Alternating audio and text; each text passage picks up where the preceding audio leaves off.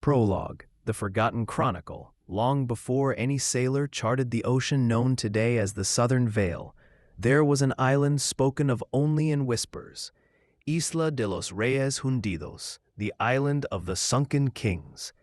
Legends told of a civilization that once thrived there, ruled by 5 monarchs who claimed to have descended from the gods of the sea. Their empire glimmered with coral palaces, obsidian towers, and fountains that poured liquid gold. But one day, the kings vanished, their cities swallowed by jungle and time. Some said the gods punished them for their pride. Others believed they sealed away their greatest treasure, the heart of Solara, a radiant gem said to contain the breath of the sun itself. The map to this relic, so the tales went, was broken into pieces and hidden to keep mortals from repeating the king's folly. Part 1.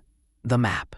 I found the first piece of the map in a place where no treasure hunter would think to look, a monastery library in Lisbon, buried inside a crumbling codex on marine currents.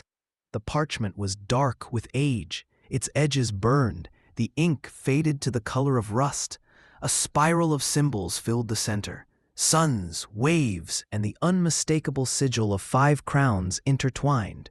Around it ran a riddle written in archaic Castilian. When the 5 shadows meet beneath the bleeding sun, the gate shall open to the kings undone. My name is Adrian Hale, historian by training, adventurer by curse. The moment I saw that line, I felt the pull of the unknown, the whisper of destiny calling me across the sea.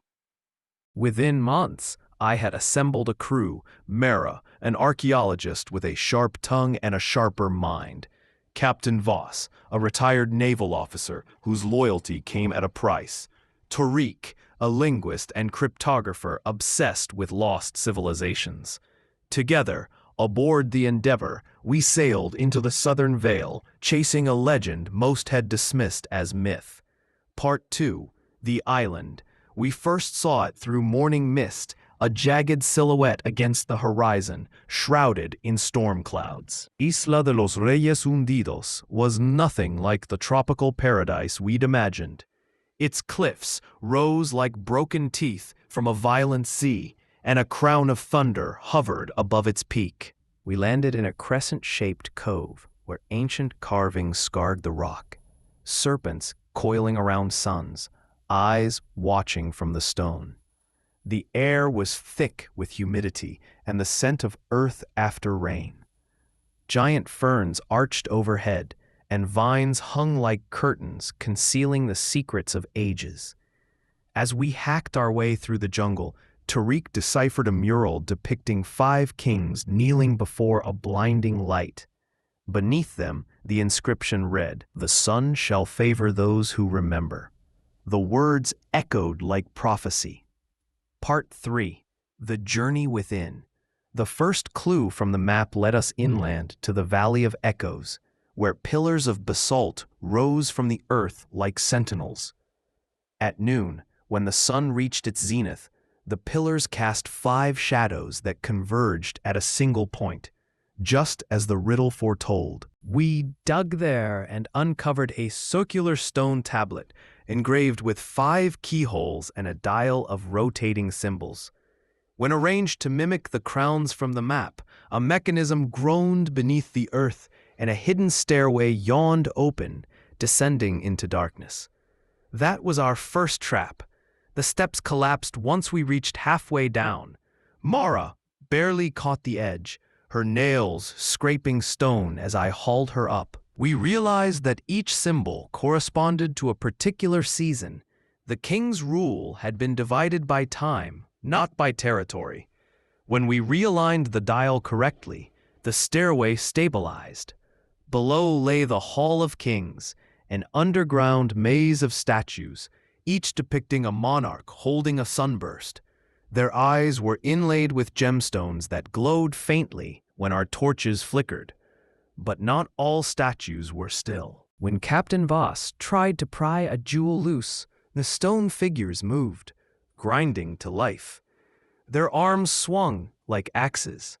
We ran, ducking between columns until Tariq shouted that the mural's pattern, a series of alternating suns and shadows, was the key to their movement. We used the rhythm of light and dark to navigate through, each step a heartbeat from death. Part 4. The Rival. We weren't alone. On the third night, we saw lanterns on the opposite side of the valley. Another expedition had arrived. Lucian Drake, a notorious treasure hunter and my former mentor. He'd heard of my discovery and followed. Drake was ruthless, his men armed and desperate. When he caught up with us at the Bridge of Serpents, a rope crossing suspended above a chasm, steaming with volcanic heat, he demanded the map. Mara refused. The standoff broke into chaos. Bullets tore through the air. The bridge gave way, sending 2 of Drake's men screaming into the abyss. We barely escaped, the parchment singed but intact. Part 5. The Heart of Solara. Our final clue led to the island's highest peak, a dormant volcano known as the Crown of Fire. Inside its crater lay ruins half buried in ash, 5 thrones facing a stone pedestal.